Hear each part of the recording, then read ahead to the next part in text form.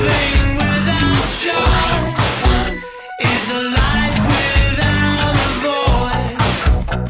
When you can't even say my name, has the memory gone? Are you feeling numb, going cold?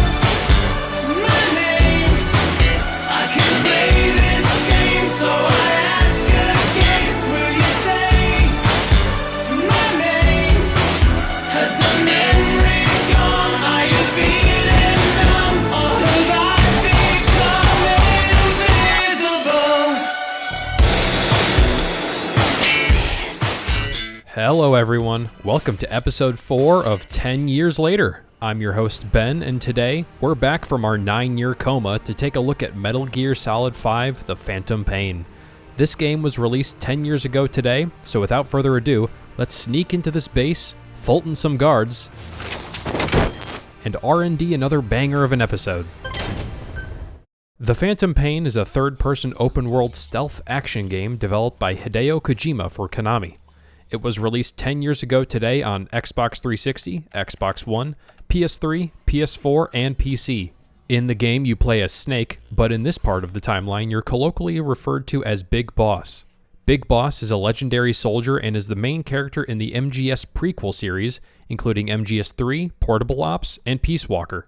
Along with his homeboy Kaz, he created one of the most infamous private military companies, MSF. In the prequel game to this title, Ground Zeroes, MSF is attacked by a mysterious force, his men disbanded, and Snake getting incapacitated in a helicopter accident. Snake recovers from a 9-year coma in literally 1984, waking up in a hospital on the island of Cyprus. There he learns he has lost his arm and a shrapnel permanently stuck in his body, including the largest piece coming out of his head. Honestly, it's a pretty good look for him.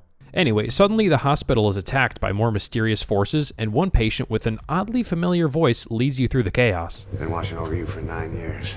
You know, for a guy who also looks like he just woke up from a coma himself, he gives some pretty sage wisdom. Time to walk. Press the stance button to stand up. Okay, you're the boss. Anyway, these guys really want you dead. You see some real weird and messed up stuff as your buddy leads you through the chaos. After a frantic escape and one car crash later, you're rescued by horseback by none other than Revolver Ocelot. Don't know who he is? I'm sorry, but I do not have time for introductions. After a hectic final chase, you reach safety and escape Cyprus. With Ocelot, you travel to Soviet-controlled Afghanistan to rescue your Day 1 homie Kaz. On the way, you determine that the attackers from Ground Zeroes and the hospital in Cyprus are none other than your arch-nemesis faction Cypher. Again, I do not have time to explain. Once you get to Afghanistan, the game really lets you off the leash as you find Kaz on horseback. You avoid enemy encampments and fight or sneak through enemy patrols, using the game's weather and day-night cycle to your advantage. You're equipped with your main gun and tranquilizer pistol, good for non-violently taking down guards and Fulton extracting them to add soldiers to your base. You find Kaz and learn he's lost some limbs of his own, and even more, he has a burning hatred for Cypher, as he also thinks they're responsible for the hand they've been dealt. One rescue later, and you learn he's been making a new private military faction just for you to lead when you get back. Diamond Dogs. At Mother Base, you plan your next move as you take your revenge against Cypher. Cypher sent us to hell. But we're going even deeper. I know. I'm already a demon. From here, you're free to explore your own Mother Base, where you can roam around the facilities you've built, try out some target practice, and have friendly check-ins with the soldiers you've extracted and conscripted into your army. Alright, now go back to researching my rocket launcher. Using your iDroid, you can now fly back to Afghanistan to take on new missions or side ops. Once you're on the ground, you're let loose on the addictive gameplay sandbox. You sneak around enemy camps to reach your objective, take down guards loud or quiet. You can grab them and force some information out of them, and if you don't like what they have to say, well... Snake's movement in this game is some of the most fluid in any game I've played. You can easily go from a full sprint straight to prone, and if you're in a bind, you can dive out of the way of the enemy's line of sight. If you're caught by an enemy, the game goes into reflex mode, where time slows to a crawl to give you a final chance to take down the guard who spots you. There are times where I've had to bank an insanely long trank shot to stay in stealth. But there's also some other times where they just happen to be right next to me and, well, from where you're kneeling must seem like an 18-carat run of bad luck. The game also lets you use different camouflage patterns to fit your environment, which affect how easily you're spotted. And if you want to take a soldier out of the field, you can do that non-lethally by Fultoning them back to Mother Base. And this goes into a whole different mechanic in this game, because every soldier you extract has different strengths and weaknesses. For example, you can Fulton soldiers who are better at R&D, and the more you extract and conscript, the more items you can unlock or upgrade. Another example is their combat ability, where you can assemble squads of soldiers by rank and send them out to tackle their own mission, which net you their rewards upon their return. Some soldiers even have certain traits and characteristics to them. For example, some may end up causing fights back at Mother Base, and if some others get involved, it could take them all out of play for a while, potentially lowering the rank of the department they've been assigned. Whenever you stroll up to an enemy camp, one half of you saying, "Gee, I better not alert these guys," and the other half is acting like a kid in a candy store. I'll take you. I'll take you. Nah. Every different base department has a limit to the amount of soldiers that are stationed there, which can be upgraded. It's nice that the game automatically puts soldiers with a preferred skill set into their respective department, but eventually you will have to take out some weakest links. There will come a point in the game where you have to get rid of the lower ranking members to make room for the newer ones. Dear Mother Base, today we are sharing decisions that will impact colleagues across our organization. To position Mother Base for enduring success and allow us to focus on strategic growth areas, we will end or decrease work in certain areas of the business. Staff dismissed. I recognize that these changes come at a time when we have more soldiers, more GMP, and more goats that Big Boss keeps adding to his personal collection than ever before. The success we're seeing currently is based on tough decisions we've made previously. We must make choices now for continued success in future years, and a key part of that strategy is I'm not finishing this bit. The resources you find out in the field are incredibly important to Fulton back to Mother Base too, as that can help you expand Diamond Dogs. You can build new structures to your base, create new bases altogether, upgrade your structures to house more soldiers, and even add security systems to them to deter attackers. This game also has an online attack and defend minigame, and I'm not going to get into it too much here, but it's always fun to teleport to some other real player's Mother Base and Fulton some of their soldiers for your own outfit. The last thing I need to talk about is the buddy system. You start the game being able to deploy with your trusty steed D-Horse, who's no roach, but he can get you from point A to point B much quieter than using a vehicle. Later in the game, you can rescue a puppy who eventually grows into D-Dog. Great naming scheme, I know. Who's excellent at spotting enemies and resources for you in the field. Finally, there's Quiet, who's the gooner bait that Hideo Kojima likes to put into all of his games. She can provide sniper overwatch for you and take out certain targets at your command. Moving on. In the year 2012, there were two things on little baby boy Ben's mind. Number one, the end of the world. Number two, Metal Gear Solid. I'd always had an interest in the Metal Gear series, but when I saw gameplay of the older games, they definitely looked cool, but it almost seemed clunky. It's one of those games that I'd rather watch a playthrough than actually play myself, but I'd still been following the series since they revealed that Ground Zeroes would be the next game earlier in the year, and I kinda wanted to track the hype for it. Later in December, after we all realized the Mayan calendar was wrong and that our pitiful end as a species has only been delayed, a mysterious new game by the title The Phantom Pain was revealed by the unknown developers Moby Dick Studio. The trailer for the game was the intro to MGS5, but without context, this thing looked violent, creepy, and also awesome. What was this game even supposed to be? How is it gonna play and what was the story? This was one of the earlier points where I remember myself being invested in theories regarding a game announcement. And I was already pretty sold on this being a new MGS because tell me with a straight face that this isn't Snake. The next thing that sealed the deal was the fact that Metal Gear Solid 5 fills the negative space from The Phantom Pain in the trailer. This is when I really started reading up about Hideo Kojima and how weird he is, but he puts his weirdness into his games and it makes them so much more interesting. It was March 2013 when Hideo, acting like Joachim Mogren from Moby Dick Studios, took off his mask to reveal that The Phantom Pain was MGS5 all along. Come on, Hideo, we all know it's you. You can take the mask off now. Oh my god, it's Hideo Kojima. This reveal followed banger trailer after banger trailer, with the 2013 trailer really getting me hyped. I know I talked high praise about the Silver for Monsters trailer for The Witcher 3, but this one is probably up there as the best.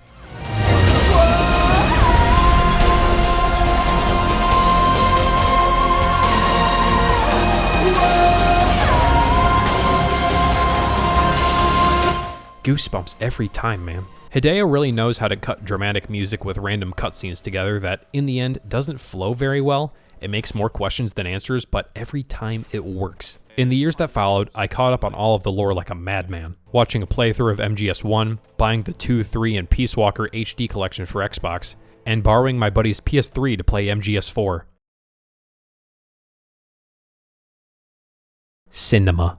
I knew all the characters, I memorized the timeline, I was saying lolly lule low in my goddamn sleep. Fast forward to September 1st, 2015, and the game was in my hands. The day one edition I got had a really cool map, and it's a shame that I lost it. For me, however, it was a difficult time to play it, with it being my first year of college, but every chance I get, I chipped away at the game. I was in a dorm with my buddy from high school, who I had somehow convinced to bring his Xbox One. My brothers would have killed me if I brought the family Xbox. However, it was hard to pick up the game and play around then. Freshman year was a scary time for me. I was worried about what everyone thought of me. I didn't want people thinking I was a shut-in gamer nerd. I had a now ex-girlfriend who I struggled to stay connected with over long distance, and I just didn't have too much time to game. But the mission-based structure helped a lot with this. I was able to pick up a mission or two between classes, and if I dared to venture out into the world and socialize, it's not like I needed to drop it in the middle of some important long quest line. And the fact that even though it was an open world game, it wasn't too dense. The open world aspect was really to allow you to go seamlessly from one mission to the next. I really enjoyed the aspect of gearing up to tackle each mission, even if most missions saw me take out all reliable. Getting up to enemy bases, scoping out enemies and checking their stats, figuring out how I can maneuver around them and extract the soldiers and resources I need, and finally tackling the objective is an addicting gameplay loop. Paired with the excellent movement mechanics, MGS5 is one of the most fun and fluid stealth action games out there, on par with The Last of Us Part 2's gameplay. A surprising aspect of this game is how many hidden or non-communicated mechanics there are. For starters, if you're caught in trigger reflex mode, but you're out of suppressed weapons to take an enemy out, you can throw a magazine at their face to instantly stun them. And if you need a quick getaway, you can actually fold in the cargo container and ride it back to Mother Base. You can also screw with the enemies in super fun ways, like sticking up an enemy and just walking away.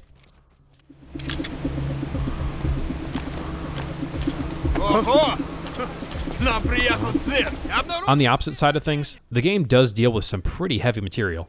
You see innocent people straight up getting murdered en masse, the obsession of revenge, and the consequences of war with child soldiers as enemies. Now, the main goal is to avoid fighting them and extracting them when you can, but sometimes that's a little hard. But I'm glad the game gives you so many options to avoid them.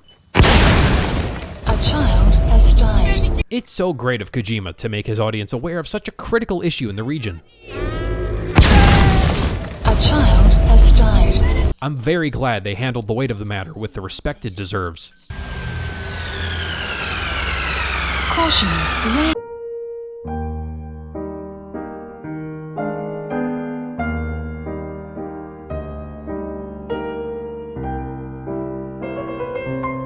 Anyway, the open world in this game is pretty big, but the downside is that there's not really much to do. Sure, you can freely travel to main missions and side ops as they unlock, but you're running or driving directly there, and there's not really any distractions along the way like there are in The Witcher 3, unless you really love picking flowers.